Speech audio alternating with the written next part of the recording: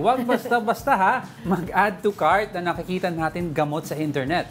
Scammers are also using artificial intelligence o AI to create fake videos of well-known doctors promoting shady medical products online. Para bigyan ng mukha ang Balita Mobile Journal, Francis Orsio.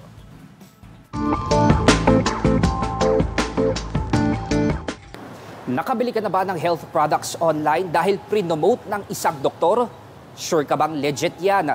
Sa lumalawak kasing gamit ng artificial intelligence, nagagamit na rin yan para mambudol. Para sa may sakit sa puso, uminom nitong CoQ10 with selenium. May napansin ba kayo? Nag-crowdsource kami ng ilang mga taong gustong mag-share ng kwento nila tungkol sa topical cream na ito. Dito, hindi ba parang may kakaiba sa pananalita ni Doc? Kung hindi bubusisiin ang video, mukhang simpleng pag-promote lang naman ni Doc ng mga gamot. Pero ang hindi alam ng iba, fake pala yan. Isa si Dr. Dex Makalintal sa mga content creator health professionals na nagagamit na ang mukha at boses sa false advertisement sa tulong ng artificial intelligence. Ang nakakabahala pa rito, marami ang nabibiktima at nahuhulog sa patibong ng mga scammers. May mga followers akong nag-o-order. Tapos tinatanong ako, kailan po darating yung order ko? Sabi, anong order?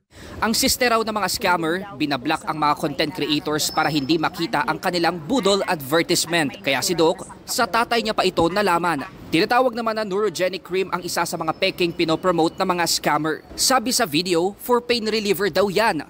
Ang isa pang gamot ay tinatawag namang CoQ10 with selenium.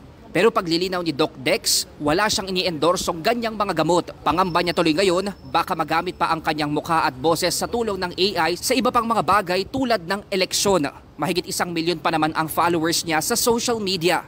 And another problem is, kung makikita mo, kung ako ginamit dito, baka sa susunod, ano bang susunod na event sa Pilipinas? Eleksyon. Paano kung gamitin ang mukha ko na sinasabi, ini-endorso ko tong kandidatong to?